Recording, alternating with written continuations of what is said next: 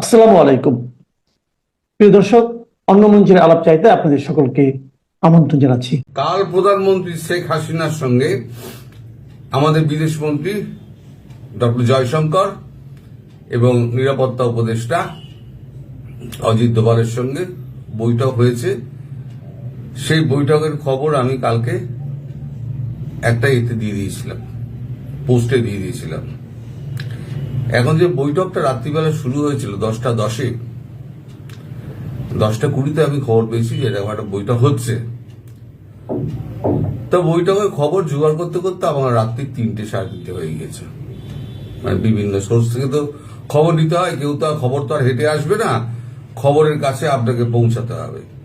তা এই যে যারা গুজব বলে এড়িয়ে মানে একটা দেখে দিলেন, তারা তো জানেন না একটা খবর জোগাড় করতে গেলে কত কষ্ট করতে হয়। কাগজটা দেখলেন, দেখে দেওয়া বলে দেন কি লিখেছে, ফেলে দিলেন দুম করে। কিন্তু এই সাংবাদিকটি কত কষ্ট করে খবরটি জোগাড় করেছে সেটি আপনারা মাথায় রাখেন না। তো যাই হোক, আমারও অবস্থা তাই আর কি। তো মিটিংটা শুরু হয়েছিল একটা দিক দিয়ে আর শেষ হলো আর একটা দিক দিয়ে। মিটিংটা শুরু হয়েছিল যে দিন কয়েক আগে শেখ হাসিনা ভারতের প্রধানমন্ত্রী নরেন্দ্র মোদীকে একটা ফোন করেছিলেন। ফোন করে বলেছিলেন যে আমি দ্রুততম সময়ে দেশে ফিরতে চাই। নরেন্দ্র মোদী বলেছিলেন, দিদি আপনি উতলা হবেন না, সঠিক সময় ভারতবর্ষ সঠিক পদক্ষেপ নেবে এবং যাতে আপনার স্বার্থ বিঘ্নিত না হয় তার জন্য একটু দেরি হচ্ছে। আপনি এক কাজ করুন, আমি এখান থেকে অজিত দোভালকে পাঠাচ্ছি এবং জয়শঙ্করজিকে পাঠাচ্ছি, আপনি ওদের সঙ্গে একবার পরামর্শ করুন, ওরা আপনাকে কিছু পরামর্শ দিতে পারেন। উনি বললেন যে আমি পরামর্শের আর কি শুনবো, এখন তো আমি তো আপনাদের কাছেই তো এখন তো জমা হয়ে রয়েছি। তখন মোদীজি হাসতে হাসতে বলেন, না জমা হয়ে নেই আপনি, আপনাকে সুরক্ষিত অবস্থায় দেশে ফেরানোর দায়িত্বটা হচ্ছে ভারতবর্ষের, আর ভারতবর্ষ সেটাই করবে। এরপর তারপর কি হয়েছে আমি জানি না। গতকালকে মিটিংটা শুরু হয়, যখন শুরু হয় তখন কিন্তু একটা পরিপ্রেক্ষিতে শুরু হয়, সেটা হচ্ছে এই যে আমাদের যখন প্রধানমন্ত্রী ইন্দিরা গান্ধী ছিলেন, প্রধানমন্ত্রী ইন্দিরা গান্ধী 71 যুদ্ধের সময় বিভিন্ন দেশ ঘুরেছিলেন, বিভিন্ন দেশ ঘুরে সমর্থন জোগাড় করেছিলেন। ভারত বলছে আপনাকে প্রধানমন্ত্রী হিসেবে আমরা আপনাকে ঘোষণা দিয়েছি এবং আমরা প্রধানমন্ত্রী হিসেবে আপনাকে এখনো স্বীকৃতি জানাই, এবং যেহেতু আপনি প্রধানমন্ত্রী পদ থেকে এখনো পর্যন্ত ইস্তফা দেননি, ফলে আপনি এখনো বৈধ প্রধানমন্ত্রী। জয়শঙ্করজি তখন বলেন, সেটা মোদীজি বলেছিলেন, জয়শঙ্করজি বলেন আমরা একটা ট্যুর প্ল্যান করেছি। ট্যুর প্ল্যানটা হচ্ছে আপনি প্রথম রাশিয়া যাবেন, কারণ রাশিয়ার প্রেসিডেন্ট ভ্লাদিমির পুতিন তিনি আগেই আমন্ত্রণ জানিয়েছিলেন রাষ্ট্রীয় সফরের জন্য। এবার বাকিটা জয়শঙ্করজি করেছেন, সেটা হচ্ছে সাউথ আফ্রিকার সঙ্গে কথা বলেছেন, ব্রাজিলের সঙ্গে কথা বলেছেন, চায়নার সঙ্গে কথা বলেছেন। রাশিয়া দিয়ে উনি সফরটা শুরু করবেন, 10 দিনের টোটাল সফরটা হবে। রাশিয়া দিয়ে সফরটা শুরু হবে, তারপরে উনি যাবেন ব্রাজিল, তারপর সাউথ আফ্রিকা, ফেরার সময় চায়না হয়ে উনি ভারতবর্ষে ফিরবেন।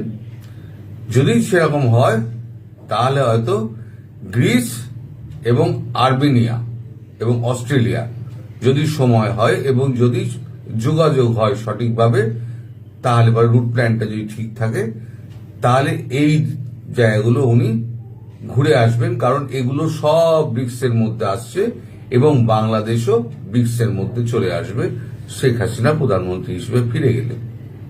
এটা হচ্ছে কিছু দেশকে সাথে নিয়ে প্রধানমন্ত্রী শেখ হাসিনা দেশে ঢোকার একটা বন্দোবস্ত করা। এটা হচ্ছে বেসিক ব্যাপার। এই নিয়ে যখন আলোচনা চলছে, তখন হঠাৎ মিলিটারি ইন্টেলিজেন্স থেকে আমাদের কাছে, অজিত দোভালের কাছে একটা ফোন আসে আমাদের মিলিটারি ইন্টেলিজেন্স থেকে, যে এরকম বাংলাদেশে ক্যান্টনমেন্টে এরকম একটা গন্ডগোল হচ্ছে। তার আগেই কিন্তু প্রধানমন্ত্রী শেখ হাসিনা কিন্তু একটা আঁচ পেয়েছিলেন এই গন্ডগোল একটা হবে। তখন মানে শুনে উনি ছেড়ে দিয়েছেন। ছেড়ে দিয়ে শেখ হাসিনা সেই কথাবার্তা কি হয়েছে আমি জানি না। তারপরেতে শেখ হাসিনা কিছুক্ষণ গম্ভীর হয়ে থাকেন, তারপরে বলেন একটাই কথা, যে সত্যি সত্যি এটা রাজাকার বেরোলো। এই একটা কথা বলেছেন উনি, শুনেছি। তো তারপরে এই মিটিংটা, তারপর জয়শঙ্করজি বেরিয়ে যান, অজিত দোভাল ছিলেন, এবং অজিত দোভাল থাকাকালীন তিনি মানে বাংলাদেশের সেনাবাহিনীর মুক্তিযুদ্ধের সপক্ষে কোন লেফটেন্যান্ট জেনারেলকে ফোন করেছেন। কাকে ফোন করেছিলেন, কাকে ফোন করেছিলেন, একজনকে নয়, বেশ কয়েকজনকে উনি ফোন করেছিলেন। ফোন করে উনি একটাই কথা বলেছেন, যে এই যেটা হচ্ছে, এই আন্তর্জাতিক ট্রাইব্যুনাল যেখানে আমার বিরুদ্ধেও মামলা করা হয়েছে আর তোমাদের সেনাদের বিরুদ্ধেও মামলা করা হয়েছে, আসলে তোমরা তো করেছো চেইন অফ কমান্ডের ভিত্তিতে। রেসপন্সিবিলিটি তো আমার, আমি তো এটা দিয়েছি, আদেশটা দিয়েছি, তোমরা আদেশ পালন করেছো, তো তোমরা এটার বিরুদ্ধে রুখে দাঁড়াও। কারণ এটা যদি একবার যদি মানে হয়ে যায়, মানে একটা নিদর্শন হয়ে যায় যে এই জিনিসটা হতে পারে, সেনার নিজস্ব আইন কানুন থাকা সত্ত্বেও, নিজস্ব আদালত থাকা সত্ত্বেও যদি বাইরের আদালতে যদি এর বিচার টিচার হয়, তাহলে এটা সেনাবাহিনীর পক্ষে এবং বাংলাদেশের পক্ষে ভীষণ খারাপ। এবং সেটা জাতিসংঘে তোমাদের যে যাওয়ার ব্যাপারটা আছে, এমনিতেই খরচা কমিয়ে দিয়েছে, তোমাদের যাওয়াটা অনেকটাই তোমাদের মানে বিঘ্নতার সৃষ্টি হয়েছে। এখন সেটা থেকে বেরোতে গেলে তোমাদের এটাই কিন্তু বিরোধিতা করতে হবে। আমি তোমাদের সঙ্গে আছি, আমি শীঘ্রই দেশে ফিরছি, আমার কিছু এখানে প্রোগ্রাম রয়েছে। ইতিমধ্যে কয়েকটি ফোনও আসে, উনি 2-4 মিনিটের মধ্যে জন্য কথা বলেন, কথা বলে ছেড়ে দেন। তারপরেতে উনি অজিত দোভালের সঙ্গে কথা বলেন, অজিত দোভালকে বলেন যে এই ব্যাপার হয়েছে, এখন কি করা যায়। তো অজিত দোভাল বলেছেন, তো ভালোই হয়েছে, তো কাঁটা দিয়ে যদি কাঁটা ওবরানো যায় তাহলে এর থেকে ভালো কি আছে, খুবই ভালো হয়েছে। আর আপনি যা বলেছেন ঠিক বলেছেন, যথেষ্ট আপনি মানে ম্যাচুরিটির পরিচয় দিয়েছেন। আপনি এখন চুপ করে বসে থাকুন। তারপরে যদি দেখা যায় যে এখানে কোন রকম মানে আগে বড় ঘটনা ঘটে গেল এবং আপনার দেশে ফেরার পরিস্থিতি তৈরি হয়ে গেল, তাহলে পরে আপনি দেশে ফিরবেন। আর না হলে পরে এই যে রাষ্ট্রীয় সফরের যে ব্যাপারটা হচ্ছে, মানে ভারতবর্ষই প্লেন দেবে, ভারতবর্ষ সিকিউরিটি দেবে, ভারতবর্ষ মানে প্রধানমন্ত্রীর প্রোটোকল দেবে, এবং ভারতবর্ষ সিকিউরিটি অ্যারেঞ্জমেন্ট সমস্ত ভারতবর্ষ করবে। আমাদের যে সিকিউরিটি টিম রয়েছে তারা গিয়ে সমস্ত কিছু করবে। একটা প্রধানমন্ত্রীর সঙ্গে বা তার যাওয়ার আগে যে প্রোটোকল গুলো থাকে, সেই প্রোটোকল গুলো সমস্ত কিছু শেখ হাসিনার ক্ষেত্রে প্রযোজ্য বলে প্রধানমন্ত্রী নরেন্দ্র মোদী অনুমতি দিয়ে দিয়েছেন। ফলে তার এখন যাওয়াটা এবং এই প্ল্যানটা এখন সময়ের অপেক্ষা। এখন এই যে ঘটনাটা ঘটলো গতকালকে, যে ক্যান্টনমেন্টে যে ঘটনাটা ঘটলো এবং রোববারের মধ্যে এটা কোন অবস্থায় দাঁড়ায়, তার উপরে কিন্তু নির্ভর করছে প্রধানমন্ত্রী শেখ হাসিনা কত তাড়াতাড়ি দেশে ফিরবেন। এটা হলো মোদ্দা কথা। এবার যদি বলেন মিটিং এর বিষয়বস্তু কি, কোথায় কি আলোচনা হয়েছে, আমি কিছু জানি না, হাত তুলে দিচ্ছি, আমি কিছু জানি না। আমি যেটুকু শুনেছি, এটুকু খবর পেয়েছি, ওইটুকু আপনাদেরকে বললাম। এর ভেতরে আরো অনেক কিছু থাকতে পারে।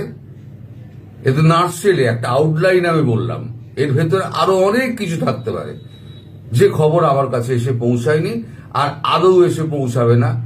হয়তো 5 বছর বাদে হয়তো জানতে পারবো, টুকটাক করে জানতে পারবো যে এই হয়েছিল, কথা হয়েছিল, তাও হয়তো 50% জানতে পারবো। কারণ এইসব কথা কেউ কখনো কাউকে প্রকাশ করে না, কূটনীতির ব্যাপার প্রকাশ করবে না। শেখ হাসিনাও করবেন না, আমাদের দেশের কোনো লোক করবে না যারা উচ্চপদস্থ আছেন। তো আপাতত এই জায়গায় দাঁড়িয়ে রয়েছে। যদি মানে ক্যান্টনমেন্ট যদি অগ্নিগর্ভ হয় এবং যদি সেনাবাহিনী যদি ওয়াকারুজ্জামানের বিরুদ্ধে চলে যায়, তাহলে একরকম পরিস্থিতি হবে, তাহলে হয়তো তো খুব তাড়াতাড়ি উনি ফিরে যাবেন। আর যদি সেটা না হয়, এরা যদি মেনে নেয় বা ওয়াকারুজ্জামান, দেখা গেল ওয়াকারুজ্জামানই ভারী হয়ে গেল এবং মুক্তিযুদ্ধের সপক্ষে যারা আছে তারা হয়তো একটু হালকা হয়ে গেল, তাহলে কিন্তু যারা মুক্তিযুদ্ধের সপক্ষে আছে সব কিন্তু বিপদে পড়ে যাবে। ফলে তাদেরও এখন মরণ বাঁচন সমস্যা।